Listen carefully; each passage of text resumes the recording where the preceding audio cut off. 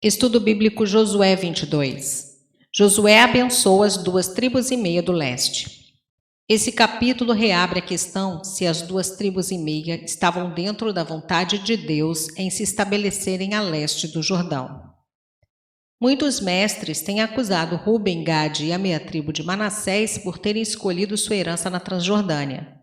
Mas C.H. Waller tem argumentado que esse ponto de vista é historicamente incorreto. Deus entregou a terra de Sion e Og a Israel. Alguém tinha de herdá-la. Repito, a verdadeira fronteira da Palestina a leste não é o Jordão, mas a cadeia de montanhas de Gileade que a separa do deserto que fica além. Na realidade, as 2,5 tribos estavam na Palestina tanto quanto as demais. Versos 1 a 9. Aqui começa a terceira e última parte do livro de Josué. Josué despediu as tribos do leste com uma bênção depois de terem participado na conquista de Canaã.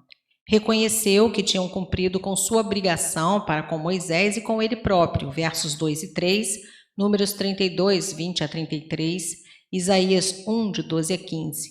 Ele os liberou para que pudessem voltar à terra de sua possessão, verso 4. Eles serviram com lealdade e permaneceram fiéis ao Senhor. A maior preocupação de Josué era que eles tivessem cuidado de guardar com diligência o mandamento e a lei que Moisés, o servo do Senhor, lhes mandou. Verso 5. Ele sabia que é comum aos homens esquecerem-se do Senhor depois do término de uma batalha. Muitos cristãos frequentemente oram quando a lida é dura, mas nos tempos de prosperidade deixam de dar atenção aos mandamentos de Deus. Josué fez eco ao conselho que Moisés deu em Deuteronômio 6, 5, 10, 12 e 11, verso 13. Esses são os mesmos princípios que Jesus reafirmou em seus dias, a saber, total lealdade deve ser dada àquele de quem tanto se recebeu. Mateus 22, 37, Marcos 12, 29 e Lucas 10, 27. Josué podia apontar para sua própria vida como um testemunho de que este era o caminho para a verdadeira felicidade. O Senhor fez com que ele fosse bem-sucedido, Josué 1:8. Uma constante diligência pelas coisas de Deus era a grande preocupação de Josué para com os irmãos de quem ele se afastava. Verso 5. Observe os 6 verbos, todos os princípios básicos de uma vida piedosa diante do Senhor. 1. Cuidar, de guardar com diligência o mandamento do Senhor. 2. Amar ao Senhor nosso Deus. 3. Andar em todos os seus caminhos. Colossenses 2, 6. 4. Guardar os seus mandamentos. 5. Achegar-se a ele. Tiago 4, 8. E 6. Servi-lo de todo o coração e alma. Verso 6. Suas tendas. A metade da tribo de Manassés, de Bazã, foi para o seu lar permanente ao oriente do rio Jordão. Versos 10 a 34. Não se deve pensar que os israelitas que ficaram além do Jordão estavam fora dos termos de Israel. A verdadeira fronteira não era o rio, mas sim a serra de montanhas além de Gileade, que separava a herança das 2,5 tribos do deserto. Os poderosos reinos de Sion e de Og tinham sido entregues por Deus às mãos do seu povo. Números 21, versos 21 e 35. Alguém tinha o dever de administrar esse rico território, como fiel mordomo das bênçãos recebidas por Deus. Por isso, ficou aos cuidados das tribos que tinham mais gado para aproveitarem melhor essa parte da terra prometida. Números 32, versos 1 a 5. O zelo religioso de ambas as partes desse povo, verso 12 e verso 29, se contrasta com a situação de Jeremias 11, verso 13. Verso 10. Edificaram um altar grande e vistoso. Foi construído no monte dos Rubenitas e Gaditas. Realmente, não era um altar no qual iriam sacrificar animais, verso 26, mas era apenas um monumento religioso em memória da aliança feita por Deus com Israel. Mesmo separadas das outras pelo Rio Jordão, essas tribos constituíam uma só nação. A construção de tais monumentos era comum, Gênesis 31, versos 45 a 49. Um outro altar que fora levantado com o propósito de sacrificar animais tinha sido contra o mandamento de Deus, Deuteronômio 12, 14. Verso 13, Finéias. O mensageiro foi bem escolhido, era tanto o representante da tribo de Levi como o do sumo sacerdote. Ele era zeloso para a honra de Deus.